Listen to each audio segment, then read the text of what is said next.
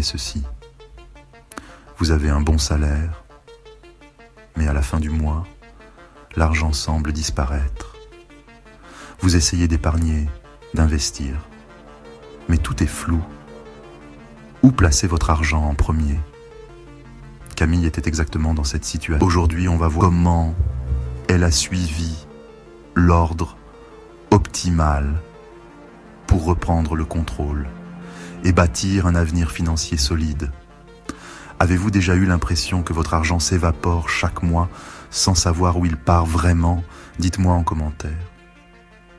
Restez bien jusqu'à la fin, car je vais partager une astuce que très peu de gens connaissent pour optimiser ses placements et éviter un des pires pièges financiers.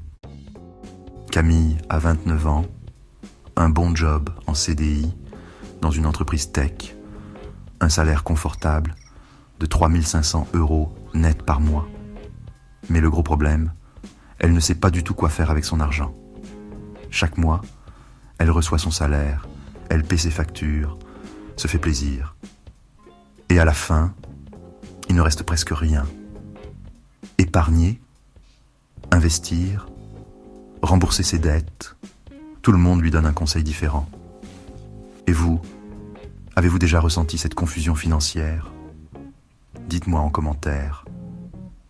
Un jour, elle décide de prendre les choses en main. Elle se renseigne et découvre l'ordre optimal pour investir son argent intelligemment. 1. L'épargne de précaution, votre première ligne de défense. Camille commence par assurer ses arrières. Elle se rend compte qu'elle n'a aucune réserve en cas de coup dur. Avant même de parler d'actions, d'immobilier ou de business, vous devez sécuriser votre position. L'investissement le plus risqué, c'est de ne pas être préparé aux imprévus. Warren Buffett. Pourquoi ? C'est prioritaire. 60% des Français auraient moins de 5 000 € d'épargne disponible en cas d'urgence. Source : Banque de France. Une personne sur 3 en France aurait déjà dû s'endetter pour un imprévu du quotidien. Elle met de côté 1 mois de dépenses fixes sur un compte à haut rendement, accessible à tout moment. Avez-vous déjà dû utiliser votre épargne pour un imprévu ? Partagez votre expérience en commentaire. À ne pas faire.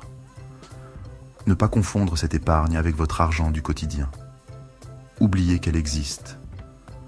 Ne la placez pas sur un livret bloqué ou un investissement risqué. Il faut qu'elle soit disponible immédiatement en cas de besoin. 2. Se débarrasser de ses dettes toxiques, l'ennemi numéro 1 de votre liberté financière. En analysant ses finances, Camille découvre un problème majeur. Une carte de crédit avec un solde de 5 000 € et un taux d'intérêt de 20%. La dette coûte cher, très cher. Un chiffre qui fait peur. Si vous avez une dette de 5 000 € sur une carte de crédit à 20% d'intérêt et que vous ne payez que le minimum, vous paierez plus du double en intérêt et mettrez plus de 10 ans à la rembourser. Priorité, rembourser toutes les dettes supérieures à 8% d'intérêt. À ne pas faire. Ne pas croire que tout le monde a des dettes, c'est normal. Ne jamais investir avant d'avoir remboursé une dette à fort taux d'intérêt. Camille attaque en priorité cette dette toxique pour éviter qu'elle ne lui coûte une fortune en intérêt. Et vous, avez-vous déjà été pris dans le piège des dettes qui s'accumulent ? Racontez-moi en commentaire. 3. Profitez des contributions gratuites de votre employeur, de l'argent offert. Une collègue lui parle du PEE, plan d'épargne entreprise proposé par son employeur.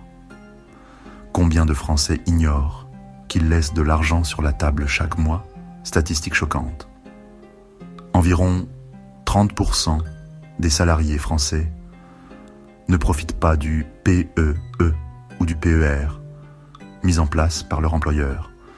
C'est de l'argent offert qui peut représenter plusieurs milliers d'euros sur une carrière. Action immédiate. Vérifiez si votre employeur propose un abondement et profitez-en. Camille découvre qu'en mettant 100 € par mois, son employeur ajoute 100 € de plus. C'est un rendement immédiat de 100%. Saviez-vous que votre employeur pouvait doubler votre épargne retraite? Dites-moi en commentaire. 4. Construire une épargne de précaution renforcée. La vraie sécurité financière.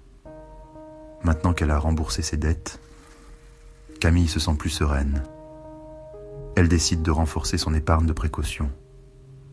Vous avez déjà sécurisé 1 mois de dépenses? Parfait. Maintenant, il faut voir plus grand. Objectif. Épargner 3 à 6 mois de dépenses pour éviter le stress financier en cas de problème. Statistique. 20% des faillites personnelles sont causées par une perte soudaine de revenus. À ne pas faire. Laissez cette épargne dormir sur un compte non rémunéré. Dépensez cet argent sous prétexte qu'il est disponible. Et vous, combien de mois d'épargne de précaution avez-vous? 5. Investir dans des comptes fiscalement avantageux. Le levier de la richesse. Camille peut maintenant faire fructifier son argent. Investir est obligatoire si on veut que son argent travaille pour soi. Elle ouvre un PEA pour investir en actions et profiter d'une fiscalité avantageuse. Assurance vie pour diversifier et préparer le long terme. PER pour optimiser sa retraite avec des avantages fiscaux immédiats. Statistique. Un PEA permet d'économiser jusqu'à 30% d'impôts sur les gains. Quel type de compte utilisez-vous pour investir? Dites-moi en commentaire. 6. Rembourser les dettes à faible taux. Le choix stratégique. Camille a encore un prêt étudiant à 1,2% d'intérêt. L'hésite. Doit-elle le rembourser ou investir cet argent ailleurs? À ne pas faire. Rembourser un prêt étudiant à faible taux d'avoir investi. Croire que toutes les dettes sont mauvaises. Elle choisit d'investir en priorité. Car le rendement moyen de la bourse, 8% net d'inflation, est supérieur au taux de son prêt. 7. Faut-il rembourser son prêt immobilier en avance? Camille veut être propriétaire, mais elle se pose la question. Doit-elle rembourser son prêt immobilier rapidement? 60% des propriétaires regrettent d'avoir remboursé trop vite au lieu d'avoir investi. Stratégie. Si son taux est inférieur à 3%, elle préfère investir. Si elle veut être totalement libre de dettes, elle rembourse progressivement. Et vous? Préférez-vous être propriétaire sans crédit ou investir? Partagez votre avis. L'histoire de Camille, c'est celle de beaucoup de personnes. Un bon salaire, mais aucune stratégie claire pour gérer son argent. Pourtant, en suivant un plan précis, elle est passée de l'incertitude à la maîtrise totale de ses finances. D'abord, elle a sécurisé une épargne de précaution, éliminé ses dettes toxiques et profité de l'argent gratuit de son employeur. Ensuite, elle a bâti un fonds d'urgence solide, investi dans des comptes optimisés fiscalement et pris des décisions stratégiques sur ses dettes à faible taux et son prêt immobilier. Résultat, elle avance aujourd'hui vers la liberté financière avec sérénité. Et vous, où en êtes-vous dans ce parcours? Quelle est votre prochaine étape? Dites-le moi en commentaire. Et surtout, si vous voulez commencer à investir intelligemment, cliquez sur le lien en description pour récupérer votre action gratuite.